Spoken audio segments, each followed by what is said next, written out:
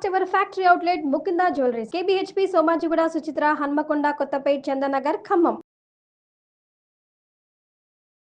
నమస్తే అమ్మా. నమస్తే అమ్మా. అమ్మ, నాగుల చవితి యొక్క విశిష్టత. నాగులని ఆరాధించటం మన సంప్రదాయంలో ఉందమ్మా. నాగులనే కాదు, ప్రకృతిలో ప్రతిదాన్ని దైవ స్వరూపంగా ఆరాధిస్తాం. ఇందులో దైవం లేదని దేన్నన్నా ఒకదాన్ని చూపించండి, ప్రతిదాన్ని. అయితే కొన్నింటికి ప్రత్యేకమైనటువంటి సమయాలు, ప్రత్యేకంగా పూజించేటటువంటి పద్ధతులు ఉన్నాయి. ఏదో మన ఇష్ట దైవానికి వాహనంగానో మరో రకంగానో మనకి ఇంటి చుట్టుపక్కల తిరిగే కాకిని కూడా యముడి యొక్క దూతగా మనం భావించుకుంటాం కదా. అవును, బలి దానికే కదా, పితృదేవతలకు తీసుకెళ్ళి ఇస్తుంది అని అక్కడ పెడతాం కదా. ఇట్లా ప్రతి దానిని మనం ఒక దైవంతో ముడిపెట్టి చేస్తాం. కానీ ఇక్కడ సర్పాలని మాత్రం సాక్షాత్తు దైవాలుగా పూజిస్తాం. అవును. ఎందుకు అంటే ఈ కార్తీక శుద్ధ చతుర్థి అంటే చవితి అంటాం, నాగుల చవితి అంటాం తెలుగులో. నాగుల చవితి నాడు సర్పాలకి పాలు మాత్రమే తాగుతాయి గనక పాలనాహారంగా ఇస్తాం. ఈ పాలనాహారంగా ఇవ్వడంలో ఉన్నటువంటి విశేషం ఏమిటి అంటే అవి పాలు మాత్రమే స్వీకరిస్తాయమ్మా. ఘన పదార్థాలు సాధారణంగా ఎక్కువ రకమైనటువంటి సర్పాలు స్వీకరించవు. ఘన పదార్థాలు కొన్ని రకాల పాములు మాత్రమే, కొన్ని ఘన పదార్థాలు స్వీకరిస్తే ఉదాహరణకి కొండ చిలువలు లాంటివి, అలాంటివి కొన్ని ఉంటాయి. ఇప్పుడు ఇంగ్లీష్ లో చెప్పుకున్న అనకొండే అన్నారు అక్కడ కూడా, అలాంటివి తప్ప మిగిలినవి ఏవి కూడా అలా ఎక్కువగా ఘన పదార్థాలు తినవు. అందుకని పాలు వాటిని పెడతాం. ఈ పాలు స్వీకరించేవి కూడా దేవతా సర్పాలు, పురుగులు అలాంటివి కాదు. కొన్ని కట్లపాముని పురుగే అంటాం, కట్ల పురుగు అంటాం, పామనం దాన్ని. ఆ జాతికి చెందింది కాదది, ఉన్నతమైనటువంటి స్థాయికి చెందింది కాదు. అటువంటి వాటిని పూజించి వాటి వల్ల మనకి మేలు కలగాలని ప్రార్థించటం ఉంది.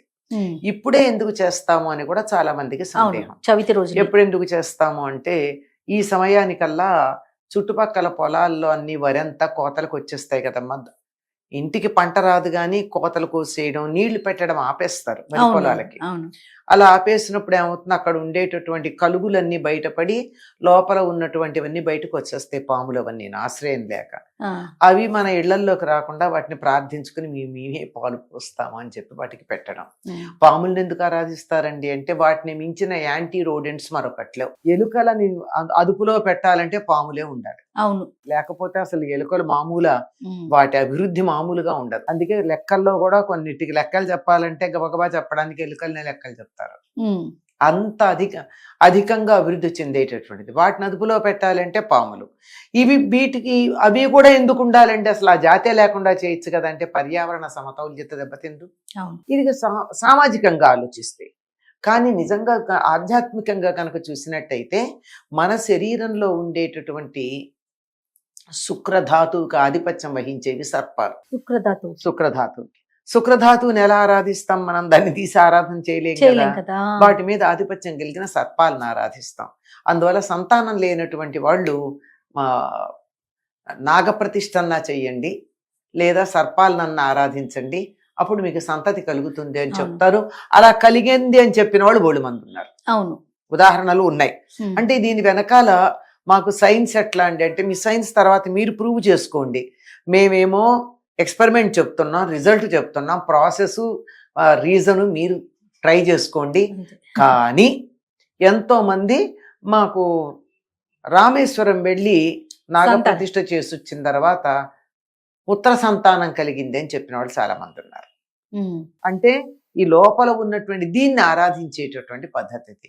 ఎందుకంటే ఆ స్పర్మ్స్ అన్ని కూడా చూడ్డానికి ఇలా కదులుతూ పాములు కదులుతున్నట్టే ఉంటాయి. వాటి మీద వీటికి ఆధిపత్యం ఉంది అని. దీనికి సంబంధించి నాగుల చవితి నాడు పుట్టలో పాలు పోసేటటువంటి సందర్భంలో కూడా మనం ఆచరించేవన్నీ కూడా సంతానోత్పత్తికి అడ్డు కలిగేవేవైతే ఉన్నాయో వాటిని పోగొట్టే ఉంటాయి. అంటే అమ్మా, ఉదాహరణకి నాగుల చవితి నాడు ఎవరైతే పుట్టలో పాలు పోసుకుంటారో వాళ్ళు తరిగిన పదార్థాలు తినరు. అసలు వీలైతే కత్తిపీట లాంటివి వాడరు. పొయ్యి వెలిగించరు. తప్పని పరిస్థితి ఇంట్లో ఎవరికన్నా పొయ్యి వెలిగించి వంట చెయ్యాలి అంటే తరగని వంటలు చేస్తారు. తరగని కూరలు అట్లాంటివి వండుకునేటటువంటివి ఉంటాయి కదా, అటువంటివి ఏవో చేసి పెడతారు తప్ప వీళ్ళు తినరు. వండిన పదార్థాలు కూడా తినరు. పాముకి ఏవి నివేదన పెడతామో వాటినే తింటారు. ఏం పెడతాం? పచ్చి పాలు. పచ్చి పాలు కాచకూడదు. పచ్చి పాలు, ఆవు పాలు, చిమ్మిలి, చలిమిడి, పానకం, వడపప్పు, అరటిపండు. అవును. కొబ్బరికాయ కొడితే కొడతాం, కొబ్బరి నీళ్లు మాత్రం నివేదన చేస్తాం. ఇవే పదార్థాలు. జామకాయ కూడా పెట్టరు, జామ పండు అయితే పెడతారు. పండిందైతే మెత్తగా ఉన్నదే పెడతారు, గట్టిగా ఉండే కాయ పెట్టరు. ఇవే తింటారు కూడా. ఎవరైతే ఈ నాగుల చవితిలో ఒక నియమం పాటించి మాకు ఫలితం కావాలని నాగుల చవితి పూజ చేస్తారో వాళ్ళు తప్పనిసరిగా ఈ పదార్థాలు మాత్రమే తిని ఉపవాసం ఉంటారు తప్ప మరొకటి కాదు. చిమ్మిలి తిన్నట్టయితే ఏమవుతుందో ఆడవాళ్ళందరికీ తెలుసు, ఎంత ఆరోగ్యం కలుగుతుందో ఆడవాళ్ళకి. అలాగే సంతానోత్పత్తికి ఇబ్బంది కలిగించేటటువంటివి పోవాలి అంటే, దానికి అడ్డుకునేవి పోవాలంటే చలిమిడి చాలా ప్రధానమైన ఆహారం. అందుకే చలిమిడిని ఏమంటామో కడుపు చలవ అంటాం. అమ్మాయి ఇంటికి వస్తే చలిమిడి పెట్టి పంపిస్తే కడుపు చలవ. కడుపు చలవ అంటే అక్కడ అర్థం ఏమిటి? సంతానం బాగుంటుంది, సంతానం కలుగుతుంది అని. కనుక ఇవి గనక తిని ఉన్నట్టయితే ఆ గర్భధారణకి అడ్డు కలిగేటటువంటివి ఏవైతే ఉంటాయో అవి తొలగిపోతాయి, సంతానం కలుగుతుంది అని మన వాళ్ళు చెప్పేటటువంటి ఒక పద్ధతి ఉంది. అలాగే కంటికి చెవికి సంబంధించిన దోషాలు ఏమైనా ఉన్నట్టయితే అవి కూడా పుట్టలో పాలు పోసుకుని పుట్టమన్ను తెచ్చి చెవికి పెట్టుకున్నట్టయితే తగ్గుతుంది అంటారు. నిజానికి పుట్టల్లో పాలు పోయకూడదమ్మా.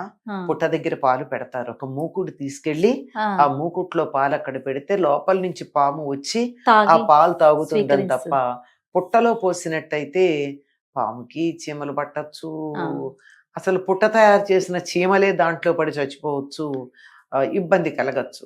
పసుపు కుంకాలవి కూడా బయట వెయ్యాలే తప్ప పుట్టలోను వాటిల్లోనూ వేస్తే వాటికే హాని కలుగుతుంది. తెలియకుండా మనం అతి శ్రద్ధగా చెయ్యాలి అని తాపత్రయపడిపోయి హాని కలిగించటం జరుగుతుంది. కనుక వాటికి హాని కలిగించకుండా చేస్తారు. అసలు చాలా మంది పుట్ట దగ్గరికి వెళ్ళారు, ఇంట్లోనే నాగప్రతిమో లేకపోతే గద్దెనాగుడు అని చెప్పి చేస్తారమ్మా. గద్దెనాగుడు అంటే ఈ చలిమిడి చేసేటప్పుడే కొంచెం పిండితో సర్పాలని చేసి అలా వాటిని అక్కడ పెట్టి వాటికి పాలు పోయడం అన్నది చేస్తూ ఉంటారు. ఇక్కడ భావన చాలా ప్రధానం. అమ్మవారి నామాల్లో కూడా మనకు భావన మాత్ర సంతుష్టాయ నమః అని ఉంటుంది. అష్టోత్తరంలో సహస్రనామంలోని భవాని భావన గమ్య అని, భావన మాత్ర సంతుష్ట హృదయుడు భగవంతుడు అని కూడా చెప్తారు. కనుక ఎవరికైనా మనకి భావన అక్కడ ఉండాలి. తీరా అక్కడికి వెళ్ళి భయపడుతూ పాము పుట్టలోంచి వస్తున్నామని వణుక్కుంటూ కంగారు పడుతూ టెన్షన్ పడుతూ కర్ర పట్టుకెళ్ళి మీదకొస్తే కొట్టడానికి అలా వెళ్ళి పాలు పోసిన దానికన్నా భక్తిగా ఇంట్లో పోస్తే ఎంత ఫలితం అమ్మా. కరెక్ట్ చెప్పారు. అందుకని ఇంట్లోనైనా సరే లేదా అక్కడికి వెడితే దూరంగా ఉండైనా సరే పుట్టల్లో పోయకుండా పుట్ట దగ్గర పాలు పెట్టి రావడం శ్రేష్టమైనటువంటి పద్ధతి అని చెప్తారు. సో ఈ విధంగా మనం భక్తి శ్రద్ధలతో నాగుల చవితిని చేసుకుంటాం. ఇది చేసుకోవడంలో చూడండి ఎన్నున్నాయో.